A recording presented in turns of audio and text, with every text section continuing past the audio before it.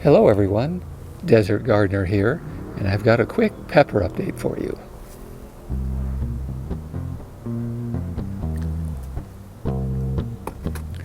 So it's September here in the desert, and there hasn't really been a whole lot going on.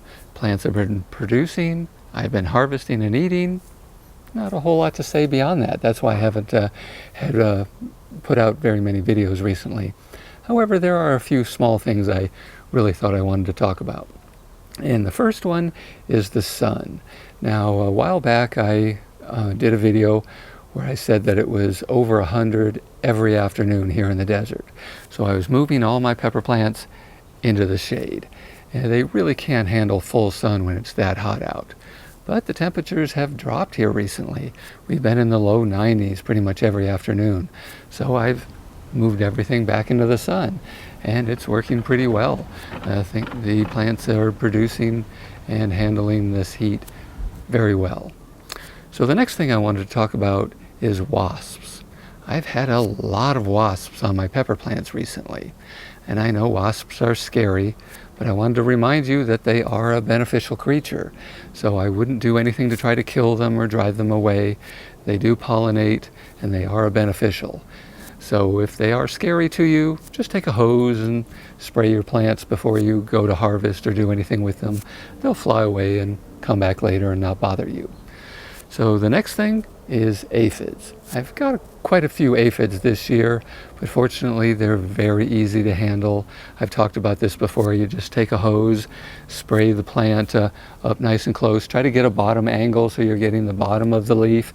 You can use a sprayer or just your thumb on the end of the hose. Works just fine. They don't hang on very tightly, so they'll fall off and they won't be able to find their way back. It works very well. I do, however, recommend once you've done that to add a little neem oil.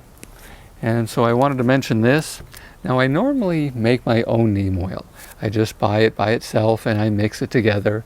Works pretty well, but I ran across this at Walmart recently and it's actually cheaper than the stuff I make myself. So I thought, what the hell, I'll give it a try and see how it works. I haven't tried it yet, so I'll let you know later how I like it.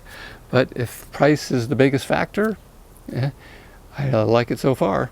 So the next thing is I haven't seen any spider mites or leaf miners this year. Now, not really sure why, but I'm glad they're not around.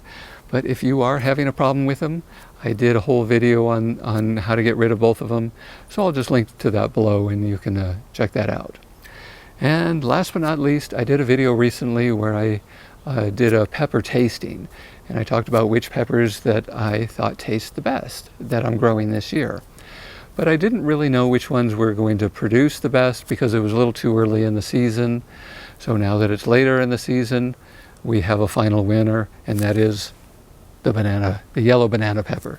They are producing extremely well. I'm harvesting a number of them every single day, almost more than I can handle. So if you live in the desert and you want something that produces well, I definitely recommend the banana pepper. So that's about all I wanted to talk about. If you got anything out of this, all I ask is you hit the like button. And I should be doing another video just like this one, except on tomatoes. So if you want to see that, you're going to have to subscribe. And I'll see you in the next one.